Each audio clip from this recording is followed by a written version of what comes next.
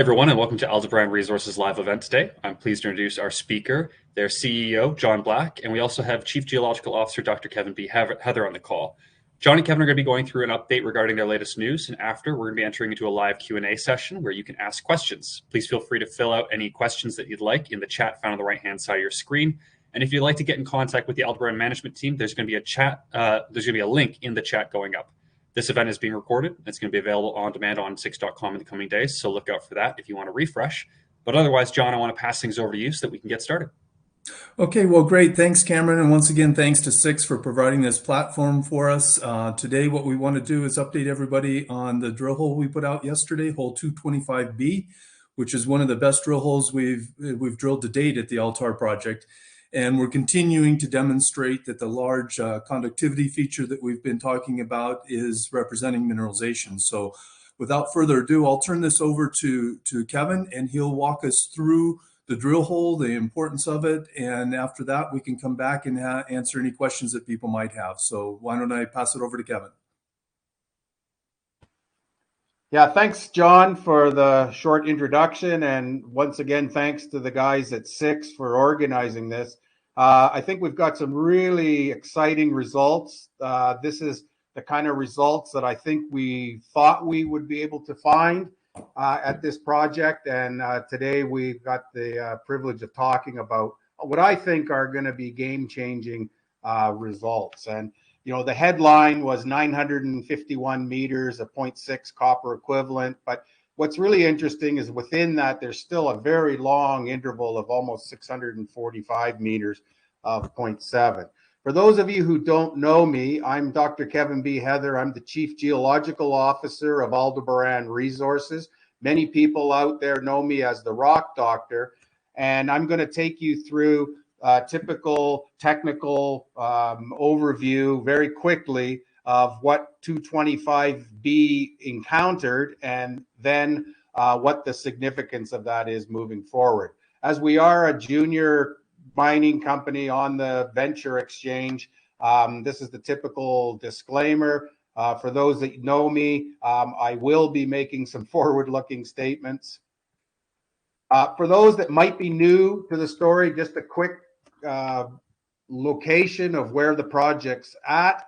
We're located here in northwestern Argentina within San Juan province. San Juan province recently was rated the #1 jurisdiction in the Fraser Institute's analysis of places favorable for mining investment. And San Juan placed #1 in all of South America. So it's a very good place to do business. And right now it's undergoing somewhat of a copper boom in that there's a lot of large copper projects that are actively being drilled and developed. And this has put a bit of a strain on getting access to drill rigs and to qualified drillers and general supplies for the drill rigs. But that's slowly becoming less of an issue here. And so what we can see is the Altar project is located down here in the southwestern portion of San Juan province.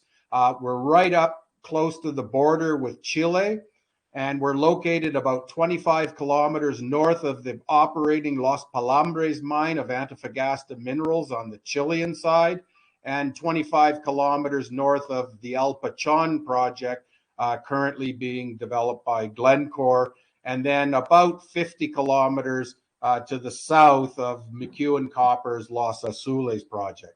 Further to the north, where there's been quite a bit of news lately, is the Jose Maria and obviously the Filo del Sol projects in the northern part of San Juan. So a lot of activity. Just a quick review. We already have a very large resource in hand here at this project.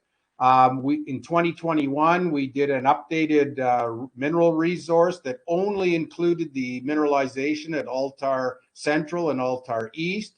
And you can see a significant amount of copper here, almost close to 13 billion pounds of copper, divided up as 6.1 billion pounds of copper in the measured category, another 5.3 billion pounds of copper in the indicated category, and then a lesser amount down here in the inferred category, and then a significant amount of gold and silver as well. And you can see that that's all constrained within this pit shell that's only centered on the Altar Central and the Altar East ore bodies. You can see that below Altar Central and below Altar East, there are drill holes that are very well mineralized that are currently not in the resource. In addition, 3 kilometers further to the west, we have the radio QDM porphyry system, where we have done extensive drilling, but this is currently not in resource and would likely go into resource when we decide to do an updated resource for the entire project. One of the things I'll point out to you, which is the focus of this year's drilling, is you'll see that the pit has this very noticeable hump in the bottom of it. And that's really because there's no drilling that's deeper than about 300 or 400 meters in this central area. And in some places, there's absolutely no drilling. And so this becomes an area of what if there was something there? And so just to sort of talk about where we left off from the last webinar we did, which was in May 11th, when we released hole 224, we can see that the project has a number of shallow drill holes. You can see the pit outline here again. This is an east-west section looking towards the north. And you can see that there's this similar hump. And then last year we drilled hole 221, and that hit a long run of mineralization. Before that, we drilled hole 212 a few years ago, and that also hit a very long run of decent mineralization.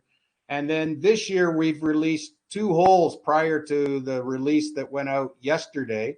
Hole 223, again, hit almost over a kilometer of almost 0.5 copper equivalent.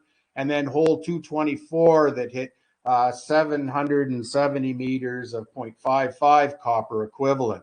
And so you can see that I've superimposed this on this very large 3D magnetotelluric or MT anomaly, which is showing us conductivity or resistivity, but here it's showing us that it's low resistivity, so that it's actually a very conductive body.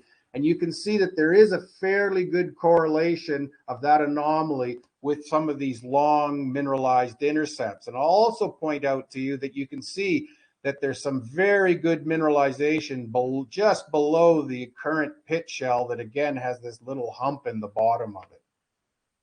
So the concept of this year's drilling was to focus on trying to test this geophysical anomaly, and the hole that we released yesterday, hole 225B, was designed to test this gap area, which was 400 meters between drill hole 223 and 224. Before we get to look at some of the rocks and look at the results, I just want to pay a little bit of attention to some of the quotes that were in the press release from yesterday, because those normally capture what we're thinking and where our excitement about moving the project forward are. And in John's quote, he says that this represents one of the best holes ever completed on the Altar project, both in terms of grade and length. And I think that's significant. And that clearly previous drilling on the project was merely scratching the surface of what's shaping up to be an extremely large copper system. And in my quote, I pointed out that really hole 225B, like I just mentioned, infills a 400-meter gap between the previous holes we just released this year, 223 and 224, both of which had long runs of very attractive grades. But this hole 225B further confirms that there is continuity on a large scale within this new mineralized zone that we're coining the name Altar United, because we feel that this is occurring along a west-northwest to east-southeast trend, and that this mineralization that we're defining now during this year's campaign is really starting to unify the Altar Central center of mineralization with the Altar East center of mineralization and creating one large ore body.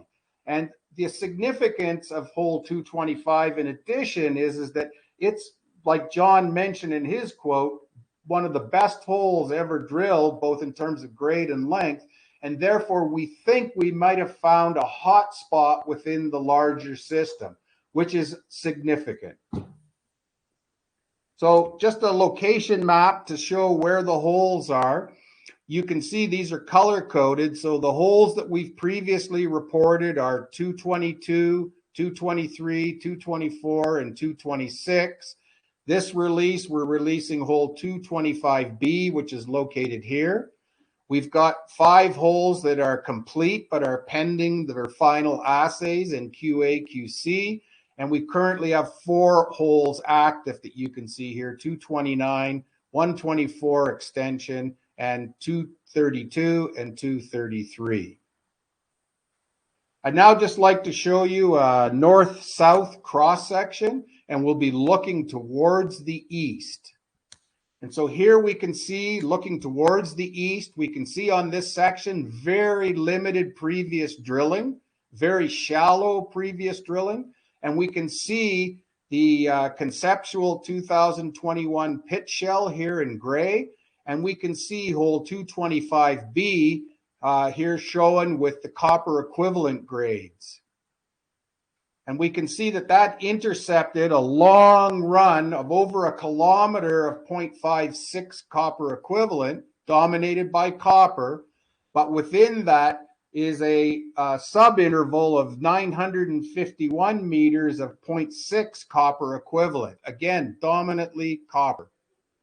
And then more interesting, I think, from the perspective of finding a hotspot, is that there was a very long intercept of much higher grade mineralization, 645 meters of 0.7 copper equivalent, within a slightly larger interval of 717 meters of 0.68 copper equivalent. So really encouraging stuff, and you can see how this sits just below the pit shell.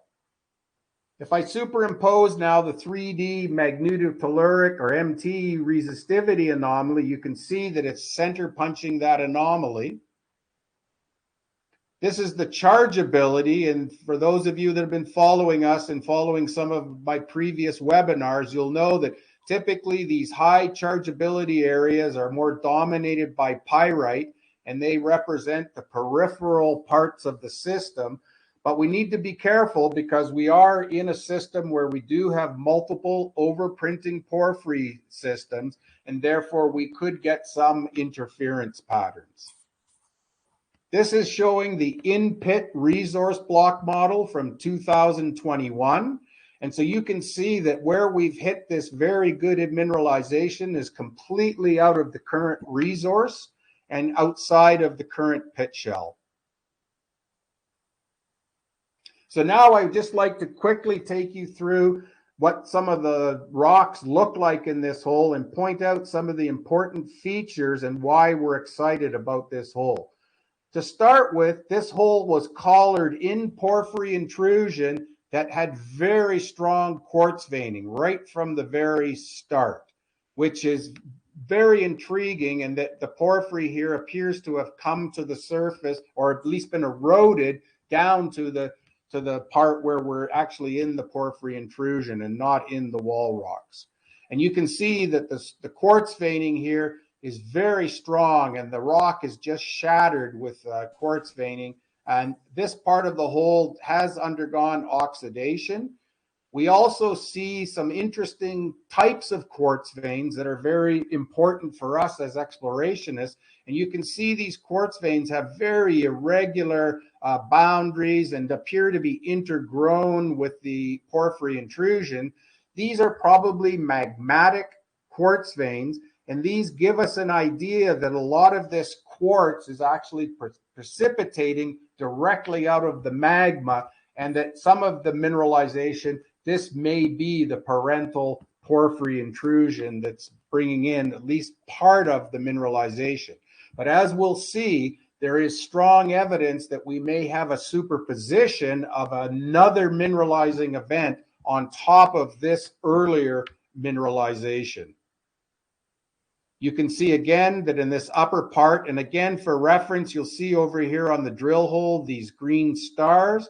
These green stars show you the locations of where the photos come from approximately. And you can see the strong leaching here where the copper and the sulfides have been leached out and have left behind iron oxides. A little bit deeper down, and when the grade starts to pick up, we start to see the deposition of chalcocite. Chalcocite, in this case, is a secondary copper mineral. And for those that, again, have been following some of my webinars, you'll know that chalcocite has 82% copper in its crystal structure. So when we start to see this mineral, we know that the grades are going to jump up. And so here we can see chalcocite as secondary mineral that's been leached out. The copper has been leached out from above and has come down and is now precipitating on pyrite and chalcopyrite. We also see some interesting cross-cutting relationships that, although look very subtle and not important, they are very critical to unraveling the story here at Altar. And here we can see the porphyry intrusion with quartz veining, and we can see another porphyry intrusion come in and cross-cutting and truncating the quartz vein, and then that porphyry is actually cross-cut by another generation of quartz veins. So what this shows us is that we've got multiple intrusions and multiple different phases of veining and copper mineralization. We also see that some of these early quartz veins, again, have very irregular forms. And here we can actually see these very, very well-developed crystal terminations of quartz. These are probably USTs, or unidirectional solidification textures. And those are important because those tell us that we're near the top of a potential mineralizing magma body.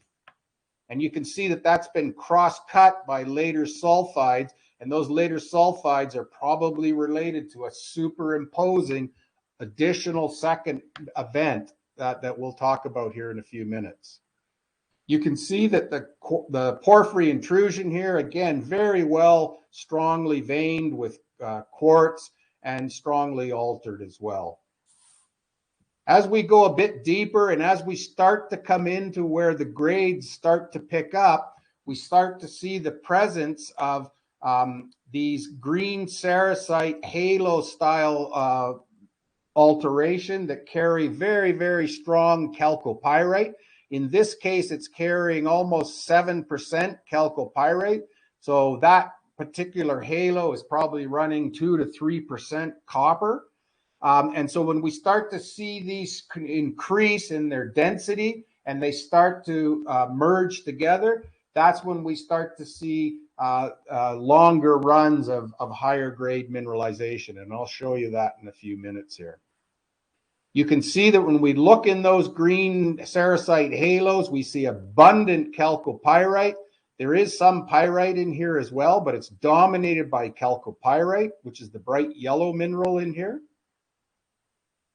We also see another mineral, magnetite, associated with both chalcopyrite, quartz, and there's also some lavender or purple colored anhydrite in here.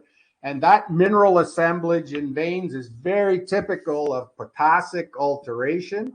And that's a good sign that we're into a productive system here. We can also see that when we don't have that overprint of the green sericite with chalcopyrite, the rock is still relatively well mineralized. And here we can see the porphyry intrusion. We can see all these black spotted areas, and that's secondary biotite or potassic alteration that's altering this intrusion. And you can't really see it in this photo, but there's a lot of fine disseminated chalcopyrite in this rock And so the background potassic alteration is also bringing in a fair bit of chalcopyrite or copper. And then that's being superimposed by this green sericite event that's bringing in even more chalcopyrite and copper. And here's an example where you can see that overprinting actually happening. You can see we're at about 700 meters depth here, and we can see this very strong secondary biotite, we call shreddy biotite here in the intrusion that does have chalcopyrite associated with it. And you can see that it's clearly overprinted by this veinlet of biotite and chalcopyrite and magnetite with green sericite halo that's full of chalcopyrite as well. And also you can see that it's texturally destroying this porphyritic texture that was there before with the potassic alteration. Just another example showing the same phenomenon. And so when we start to see these types of green sericite halos start to converge and form a more massive rock, such as this, we can see here now that there's virtually no porphyritic texture. You can see just ghosts of that original porphyry texture. And now this rock is running anywhere between 2 or 3% chalcopyrite. And again, remember that chalcopyrite has about 33% copper in its crystal structure. So that means 3% chalcopyrite translates to 1% copper in the rock. And so again, this is where we're starting to now get into this higher grade interval of over 645 meters of 0.7 copper equivalent, is when we're starting to see now that these green sericite halos are starting to coalesce and completely obliterate that original potassic shreddy biotite type alteration that was also mineralized as well. Just another example. And here again, you can see we're still seeing strong quartz veining and this very, very strong green sericite with a lot of sulfide obliterating the original porphyry texture. And this goes on for this entire segment of this higher grade mineralization. Here's another one from further down the hole. We're almost at a kilometer depth here, and we can see that this is running roughly 3% chalcopyrite. You can see the original rock texture completely destroyed, and this would be running close to 1% copper. And again, we can see from a core box photo the same phenomenon where we just get little windows where we can see that earlier shreddy potassic alteration with the biotite. And for the most part, it's being completely obliterated by the coalescence of these green sericite halo style mineralization. And just another example, again, to just hammer home the point that this is a long interval of this very strong green sericite type chalcopyrite alteration. In some systems, these are known as early micaceous veins or EDM veins. And so this is very interesting to start seeing these in such abundance. And we're also starting to see with depth, we're seeing chalcopyrite and the molybdenite grades are starting to pick up as well. And then the hole ended in a mix of porphyry dikes and went out into wall rock of andesitic character, but the grades are still fairly good. The last 20 meters was still in little over 0.5 copper equivalent, but we terminated the hole because we got to a depth where we wanted to move on to make sure that we got other holes drilled before the end of the field season. So what does this all mean? Well, it's getting much bigger, and I would suggest that we're starting to see higher grades as well.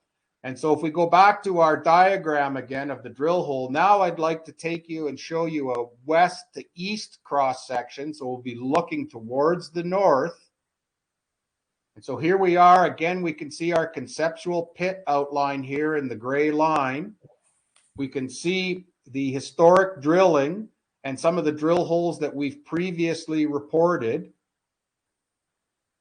This is the current 2021 block model. So this is the material that's currently reporting to our resource. And again, you can see that all of these deeper holes are encountering very good mineralization immediately below the current pit bottom. And you can see again, this pit's got this kind of funny hump in it. And that was because there was no drilling here before. And you can see now I've superimposed that large conductivity feature from the magnetotelluric resistivity survey. And you can see those holes and you can see the grades. You can see hole 212, again, 1.4 kilometers, a 0.53 copper equivalent. Hole 221, over a kilometer, a 0.4. Hole 223, released earlier this month, or earlier this year, I should say, in March, over a kilometer of 0.48. And hole 224, 670 meters, a 0.55, ended in strong mineralization. And I think the thing to look at here is that the separation still between these holes is very big. The distance between these two holes is over 700 meters. There are holes currently being drilled to start to address that area. We can see that the distances between these holes is still 200 meters. Which suggests that we've got really good continuity over a very large area.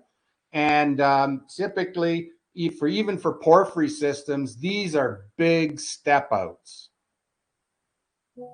This is an oblique view that we've used on many of our previous webinars. And you can see we're now looking towards the southeast. You can see our camp location here in the upper part of the figure.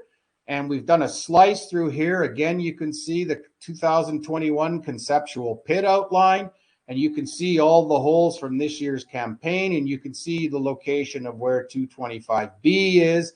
And I think you can see that there's still areas with very large gaps that need to be filled in on this anomaly.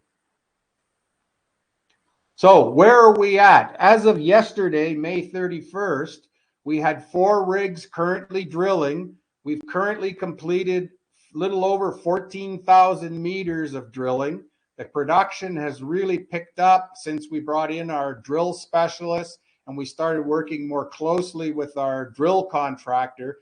The production rates have really picked up, and we're still not where we need to be, but we're much, much better than where we were a few months ago. So that's good news. So we've now reported 5 holes, 222, 223, 224, 226, and then yesterday's release of the spectacular hole 225B. We currently have 5 holes that have been completed, but all of these holes still have segments of the holes that are pending final assays in QA/QC. But I suspect that we should be releasing some additional holes here very shortly. And we currently have 4 holes active, hole 229, 231, and 232, and just recently moved a rig over to pad 233, but this hole may not get very far before we have to shut down for the winter season. And here you can see the locations in blue of those active holes, and in magenta, the location of the holes that are complete but are still pending assays, and then the location here of hole 225B. So just a quick mention, where we're at, the season end is approaching. These are photos from a few days ago where we got hit by a snowstorm. You can see the drill rigs here drilling towards the evening hours with lit up, and the roads starting to get covered with snow. We had to shut the rigs down for almost a day, almost 2 days, because we had to clean the roads. Small vehicles could get to the rigs, but the big water trucks were having trouble. But we're back drilling again with all 4 rigs. You can see a shot here of the project up in the background here, and here's in camp with the snow. But there is some more snow forecast to come this weekend. And so we'll see, so the drilling will really be depend on really what the weather comes here. And we're at that point in the season where we have to be very careful. We don't want to get equipment trapped up the hill, and more importantly, we want to make sure that everybody gets home safely. We know that some of our projects around us have already commenced to demobilize for the winter as well. So this will probably be happening, but we're going to try to push through as long as we possibly can. So with that, I'd just like to thank you for your attention, and we'd like to open it up to questions and answers. Thanks. Great, Kevin. Thank you. And yeah, just as a reminder to everyone in the audience, now that we're entering into the Q&A portion of today's event, if you'd like to ask a question, please do so in the chat found on the right-hand side of your screen. John, we do have questions that have already come in, so let's dive right in, though. Jorge wants to know, in the past, you've reiterated on multiple occasions that the limit at which you intended to drill was 1,200 meters, because it was the typical depth of an open pit of this type. And he sees that in hole 229, you have over 1,400 meters. Can we, the audience, relate this with the search for this hotspot that you mentioned in the press release? Great question, and one I need to be a little bit careful about how I answer, because we don't want to give any information on visuals and drill holes or things like that. But as we approach the end of the season, we evaluate how we can best use our drilling, whether we start a new hole or whether we continue to get a little more information on some holes. I think it'd be fair to say that we wouldn't extend holes beyond that 1,200 meters unless we're seeing something of interest to us, and that could be either grade that we're following to watch on that. We could be looking for a contact of the intrusive. There are a number of reasons that we might go deeper on a hole like this, but most of those would be because it's an interesting hole. Okay, fair enough. Terrence has a couple of questions. The first is this. When does drilling begin again in San Juan? I'll let you answer that first. Okay. What we anticipate on this, we never know exactly how the winter will be. And the winters here, the issue is more when the snow falls, it doesn't go away. And so it blows around. You can plow your road out, and the next day it wind drifts back in. And at some point, it just becomes inefficient to continue to drill. The Los Pelambres mines operates all year at this level as a mine operation. But for exploration, it just becomes inefficient for a few months. We anticipate that we'll go back into the camp in September, and we plan to be drilling by October. Okay, great. And the second part of Terrence's question is just when will the resource come into full view in regards to a broad timeline? As Kevin presented, we can see that this year we'll complete between 12 and 14 of these longer holes at approximately a 200-meter spacing.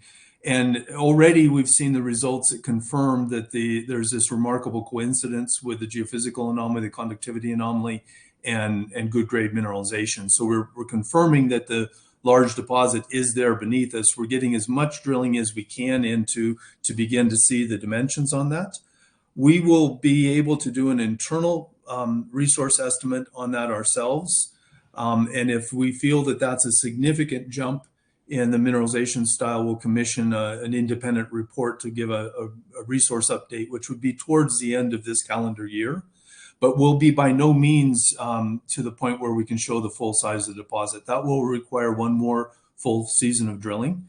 So we anticipate a potential interim resource update late this year, followed by the full season of drilling from September or October to start drilling through to about June of 2024.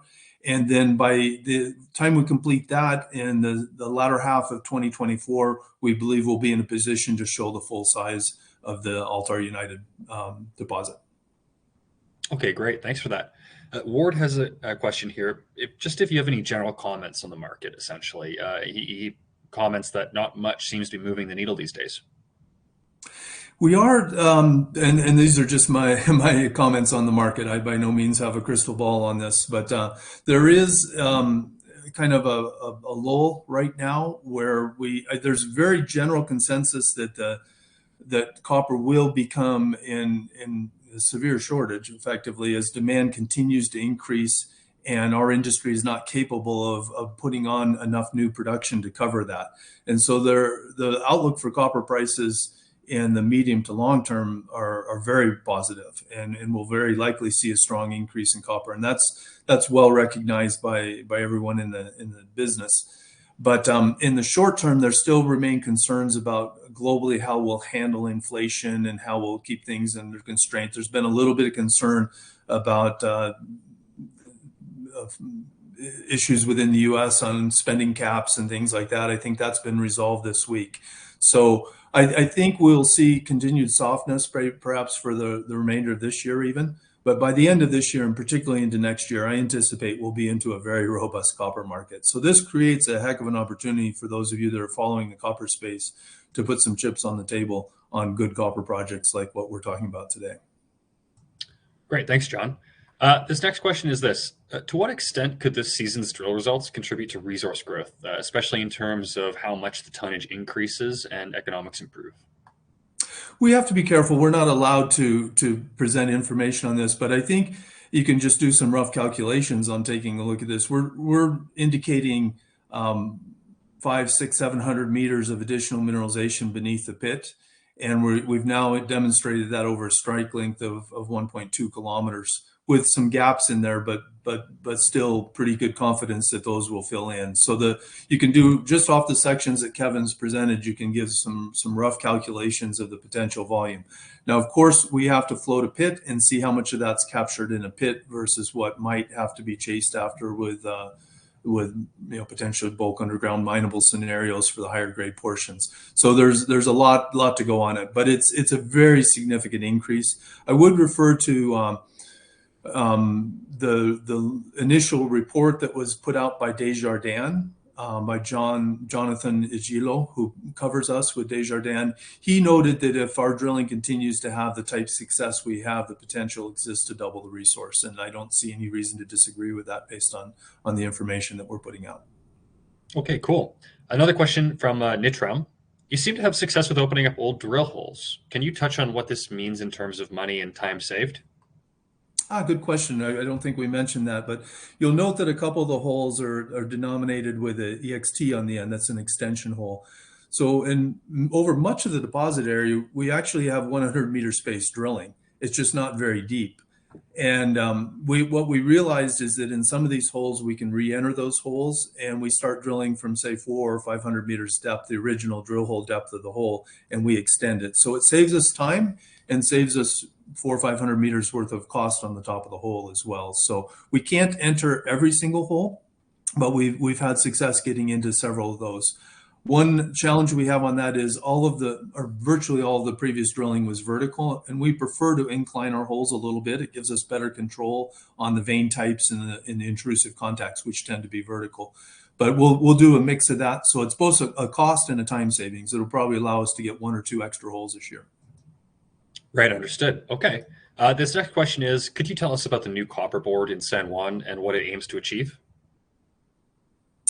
Okay, I think what the question's referring to is actually the new Mesa de Cobre or copper roundtable or copper board that's been set up nationally. This is something that's been set up by CuEq, which is the national mining group, in coordination with the Secretary of Mines federally as well, has set up a group of those of us that are working on large copper deposits to interact with the governments and authorities at both federal and provincial levels and develop ways that mining can be, particularly copper mining, can be promoted and developed for the benefit of everyone in Argentina. So it's a very good initiative. We participate in it along with about 7 other companies that are all working on large copper deposits. And this has just really been set up we've had our first couple meetings to date on this, and it's really being set up so that we can provide government officials, and in this case, potential new government officials. Remember, we have a presidential election coming up in October. And so we'll be interacting with all potential parties to demonstrate the importance of mining and what mining can do to help improve the economy of Argentina for the benefit of everyone in Argentina. And we're receiving very good reception from this. The politicians are anxious to know more about this. There's very wide support across all political parties, really, for improving the mining, or for developing the potential for establishment of a true mining industry in Argentina. It's remarkably refreshing. Most areas of the world, we kind of fight against perception of mining, and right now the door's wide open for us to develop it. So they're asking, what do we need to attract investment? What needs to be changed? And I believe it's a sincere effort on their part, and we're providing good feedback to it. So it's quite exciting. We started as a similar group just within San Juan province, and now it's expanded to a national level. Right. Okay. Why do you think that the market isn't giving you the valuation that these drill results potentially deserve, especially compared to other copper explorers in San Juan? I know you may have touched on this, but just any other color that you might be able to add?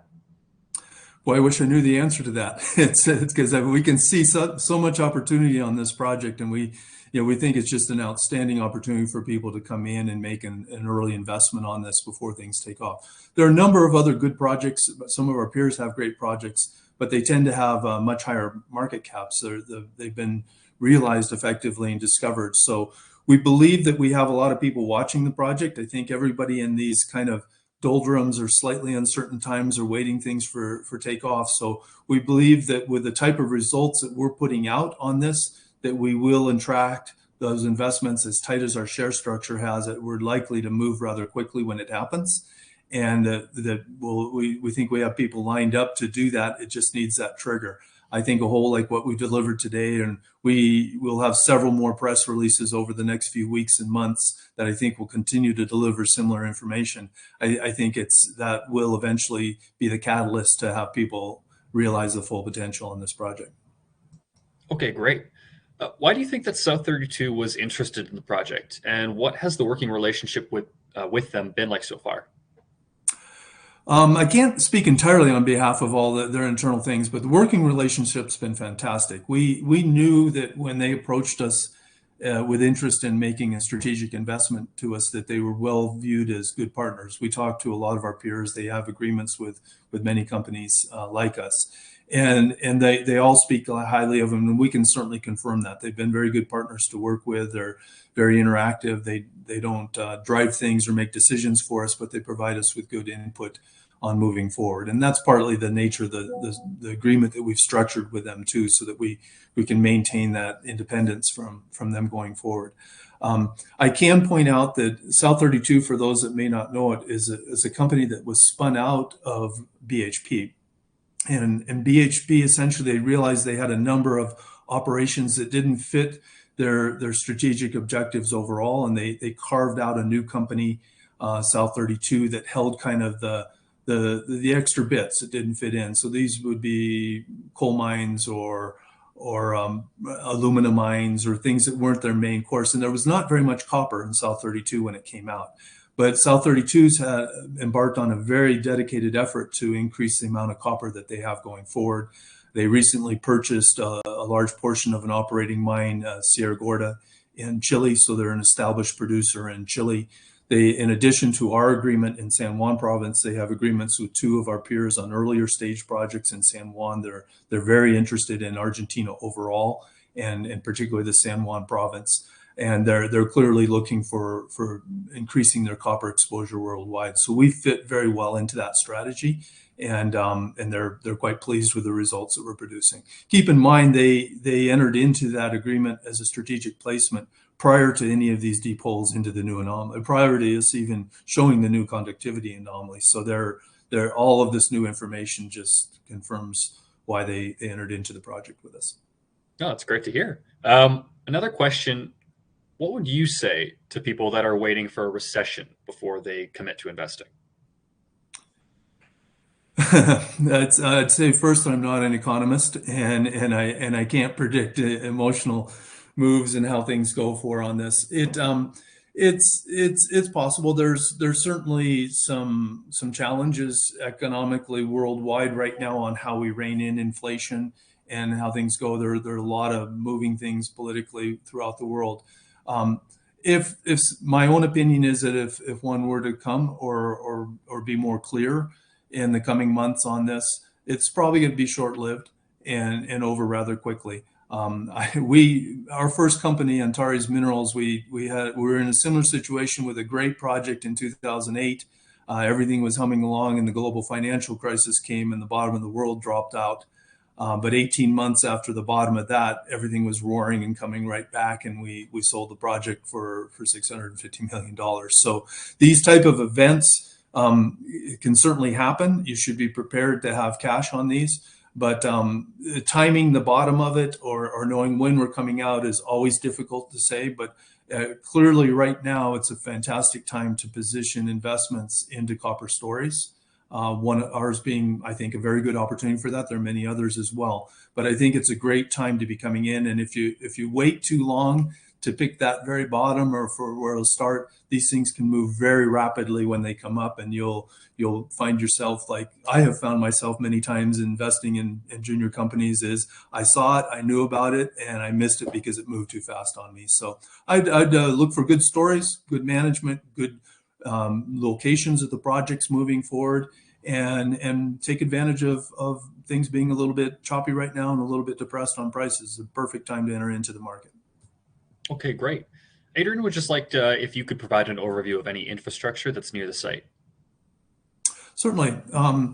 We are right along the border of Argentina, Chile, in the high Andes. So at first you take a quick look and say this might look pretty remote, but keep in mind 25 kilometers away from us is the large operating Los Pelambres mine. So there's power, there's water, there's everything established to 25 kilometers away from us on the Chilean side of the border. We're also only about 100 kilometers away from the Pacific coastline, also dropping off through Chile on that. And then on the Argentine side, one of the big advantages that we will have on our project area is that we share the same access road with the Pachón project, Glencore's large project that's 25 kilometers to the south of us on the Argentinian side, just across the border from Los Pelambres. So there's an excellent opportunity to share infrastructure in terms of pathways for power coming into the project, if it has to come in solely from the Argentinian side, which would be consideration. So remote, but certainly not impossible. Elevation of the project is, the top of the project is 4,200 meters. Our camp at the base of the project is about 3,100 meters. That's about 1,000 meters lower than many of the other projects that are in the Andes that exist as operating mines. Veladero operates at elevations well over 4,000 meters throughout the year. So it's not as daunting as it might appear when you first take a look at the project. No, fair enough. Well, listen, John, I want to thank you for coming on today. I want to thank Kevin for giving you the great presentation. That looks like all the questions that we received for today so far. Of course, I want to thank everyone who's joined us live, especially those who've asked questions. But before we wrap up for the day, John, I want to pass things over to you for any closing remarks that you might have. Okay, well, great. Thanks, Cam. And once again, thank you for your team for providing this format. We hope it's a way that we can get information out. If you think of questions afterwards or we didn't get to your questions, please let us know. There are numerous ways you can contact us. There's a lot of information on our website, and Kevin puts out a whole series of videos like this, walking everyone through the technical importance of the projects we have. And more than anything else, stay tuned. There's a lot of additional information to come. We've only released 5 holes from this drill campaign. We've got another 8 or 9 to come over the coming weeks and months, and we're quite excited about those. And we look forward to being able to talk to you again in this type of format. So thanks everybody for your attention, and look forward to being in contact with you.